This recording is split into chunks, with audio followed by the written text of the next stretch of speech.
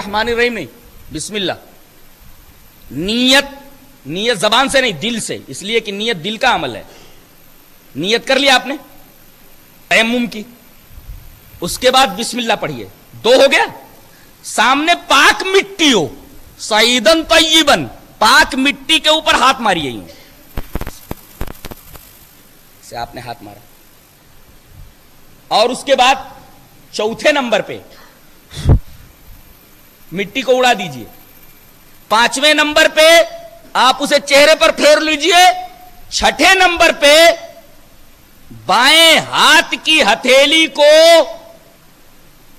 دائنے ہاتھ کی پشت کے اوپر ہتھیلی کے پھرا لیجئے، اور اس کے بعد دائنے ہاتھ کی ہتھیلی کو بائیں ہاتھ کی ہتھیلی کی پشت پر پھرا لیجئے. یہ آپ کا تیمم ہو گیا. نیت بسم اللہ، مٹی کے اوپر ہاتھ مارا آپ نے، اور اس کے بعد مٹی جو ہاتھ میں لگی ہے پھونکنا سنت ہے، اور اس کے بعد آپ چہرے پر پھیر لیجئے.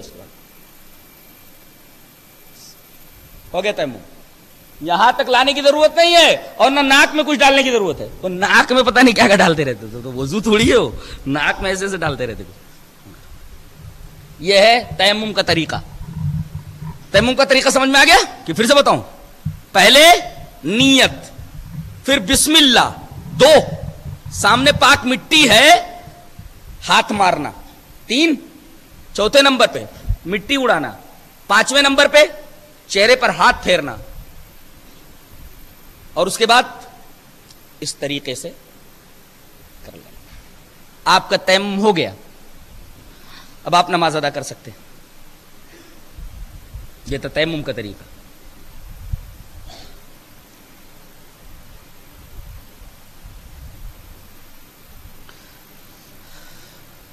اس کے بعد اللہ تبارک و تعالی نے فرمایا کہ یہودیوں کے اندر ایک بیماری آ گئی تھی، اور یہ بیماری آج مسلمانوں میں بہت عام ہے. اللہ اکبر. کیا الم تر الی الذین اوتوا نصیبا من الکتاب یؤمنون بالجبت. یہ یہودی جنہیں کتاب دی گئی تھی، یہ جبت کے اوپر ایمان لاتے ہیں. جبت کی مختلف تفسیریں کی گئی ہیں.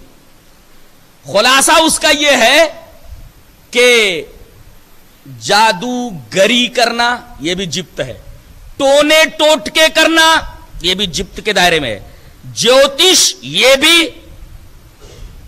جبت کے دائرے میں آ گیا، فال نکالنا یہ بھی جبت کے دائرے میں آ گیا، کسی بابا کے پاس جا کر کے مستقبل کے احوال معلوم کر لینا یہ بھی جبت کے دائرے میں آتا ہے، تعویذ، گنڈے،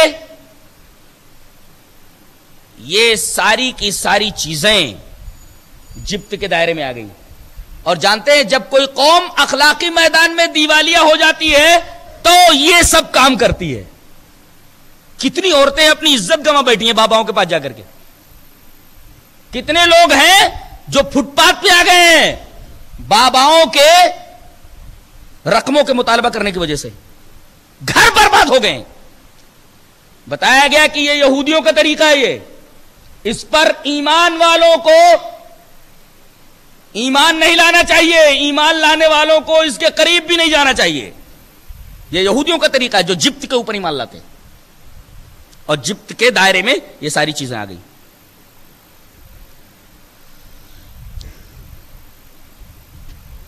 اس کے بعد قصر کا مسئلہ بیان کیا جا رہا ہے. اگر آپ مقیم ہیں، اپنی بستی میں ہیں، اپنے شہر میں ہیں، تو آپ پوری نماز پڑھیں گے. صبح فجر کی 2 رکعت، اس کے ساتھ 2 سنت ہے، ظہر کی 4 رکعت، فجر اس کی عصر کی 4 رکعت ہے، مغرب کی 3 ہے، اور عشاء کی 4 ہے. ساری جو فرض نمازیں آپ پوری پوری پڑھیں گے.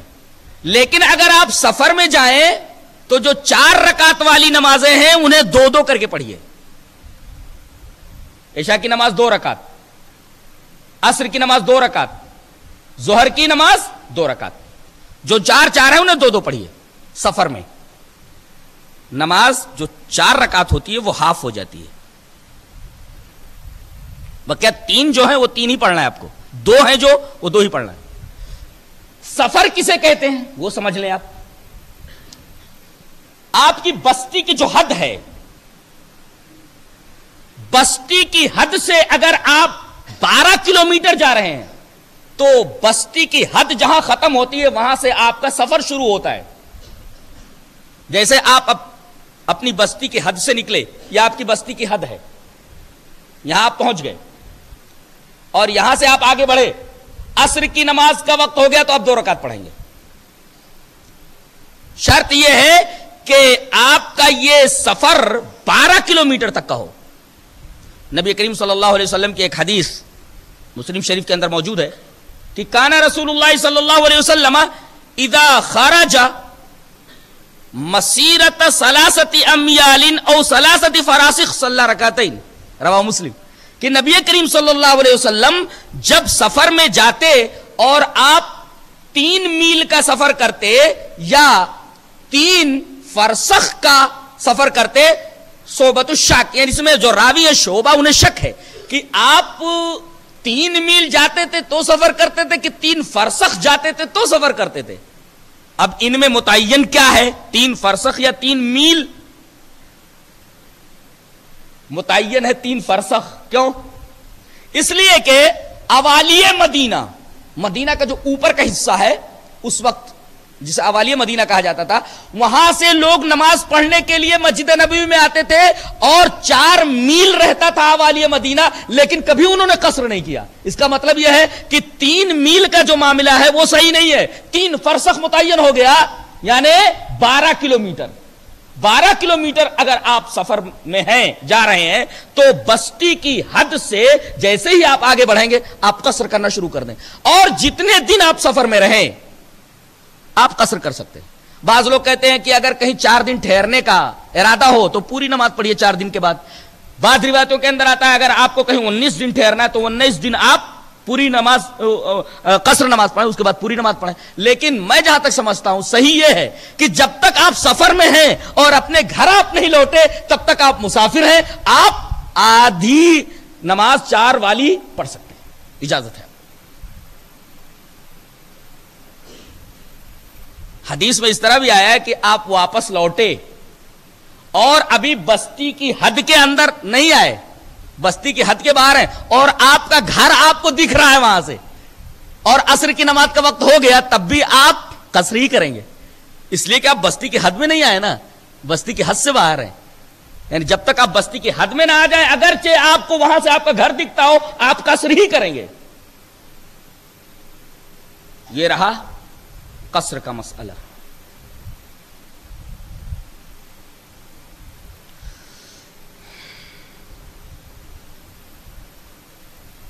उसके बाद एक बहुत अहम बात बताई जा रही है कि अल्लाह तबारक व तआला सारे गुनाह बख्श देगा अगर चाहेगा तो। सिर्फ एक गुनाह ऐसा है जिसको वो नहीं बख्शेगा। अच्छा, एक सवाल करता हूं मैं आपसे, सबसे बड़ा नेक अमल कौन? सबसे बड़ा नेक अमल कौन अल्लाह तबारक व तआला की निगाह में? तौहीद। तौहीद, अल्लाह तबारक व तआला को तौहीद बहुत महबूब है। इसके मुकाबले में शिर्क है। इसे शिर्क करने वाले के बारे में फरमाया गया कि इसको तो मैं किसी कीमत पर नहीं बख्शूंगा। शिर्क के ऊपर कोई कॉम्प्रोमाइज नहीं है।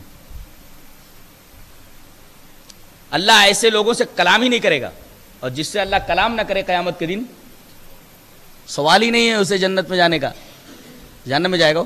अल्लाह ने फरमाया इन्नल्लाह ला यगफिरु अन युशरक बिही व यगफिरु मा दून ज़ालिका लिमन यशा। बेशक अल्लाह मुशरिक को नहीं बख्शेगा, उसके अलावा जिस भी गुनहगार को चाहे बख्श दे। शिर्क की 4 किस्में हैं। शिर्क फिल इल्म, शिर्क फिल तसर्रुफ, और शिर्क फिल इबादा, और एक शिर्क फिल आदा। ये 4 किस्म की शिर्क है।